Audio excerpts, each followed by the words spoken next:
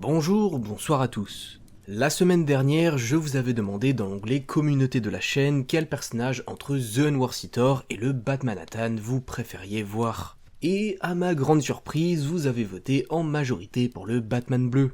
Du coup, aujourd'hui, je vous propose de nous pencher ensemble sur une des pires créations récentes de l'univers DC, le Batmanhattan, ou appelé aussi le Final Bruce Wayne. L'histoire de ce personnage commence durant l'événement Dark Knight Death Metal. Pour vous contextualiser un peu la chose, Perpetua, la grande entité suprême de chez DC, a permis au Batman Kiri de recréer l'univers comme il le voulait. Il a ainsi créé un monde à son image pour régner dessus. Après quelques événements, Wonder Woman réussit malgré tout à le tuer et mettre fin ainsi au terrible Batman Kiri. Spoiler, vous allez voir que pas du tout. Voyant la mort de leur chef, le Batmage, un des nombreux chevaliers noirs du Batman Kiri, activa le plan final de ce dernier en demandant au Robin corrompu de préparer le corps du Final Bruce Wayne. Mais qui est ce fameux Final Bruce Wayne, vous me direz? Eh bien, laissez-moi vous raconter sa courte histoire. Durant les événements de Batman Metal, le Batman Kiri voyagea à travers le Dark Multiverse dans l'objectif de construire une équipe faite des pires versions maléfiques de Batman. Ce qui en a résulté l'équipe que vous connaissez tous très bien, avec le Devastator, Red Death, etc., etc. Mais durant ses recherches du coup, il tomba à un moment dans un univers où Bruce Wayne avait découvert un mystérieux badge dégageant une énergie incroyable. Il décida alors de construire une machine afin de recréer l'énergie du badge, et le Batman Kiri pendant ce temps continua de l'observer pour voir où tout cela allait mener.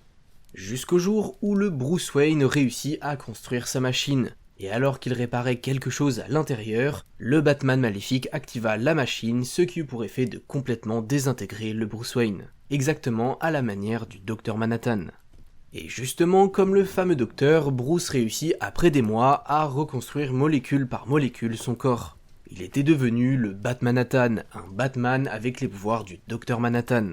Mais avant même que ses pouvoirs ne se développent réellement, le Batman Kiri arriva et le poignarda au niveau du crâne, ce qui eut pour effet de le lobotomiser. Le terrible Batman Kiri avait réussi à capturer un dieu. Car, qu'on mette les choses au clair, le Dr Manhattan est clairement un être au pouvoir divin. Suite à ça, il décida de le cacher aux yeux de tout le monde, même de Perpetua, ne me demandez pas comment par contre, afin qu'il lui serve en temps voulu. Après que du coup il ait pris le contrôle de la réalité avec Perpetua, il informa ses chevaliers noirs de son plan. Et après qu'il ait été tué, ces derniers récupérèrent son cerveau afin de le lier au corps du Final Bruce Wayne. Son nouveau corps et son esprit se lièrent alors ensemble, et il prit la forme qu'il arborait juste avant de mourir. Perpetua le convoqua alors, et après une courte discussion, le Batman désintégra ses chevaliers noirs sur place, et prit alors sa forme finale, celle du Darkest Knight. Voilà pour la courte histoire concernant le Batmanhattan. Ce que je trouve dommage avec certains événements de l'univers d'ici, c'est qu'il manque cruellement d'intérêt. Le personnage du Batman Kiri était à la base une excellente création. Un personnage intéressant et charismatique nous montrant ce que le Batman que l'on connaît aurait pu devenir à n'importe quel moment de sa vie en affrontant le Joker. Mais DC a trop voulu tirer sur la corde en le surexploitant car il voyait qu'il plaisait beaucoup aux lecteurs. Et quand on tire trop sur une corde, elle finit par lâcher, et ce qui en résulte n'est jamais très bon. Sans vous mentir, je n'ai même pas lu dans son intégralité l'événement Death Metal, tellement je trouvais ça mauvais et sans grand intérêt.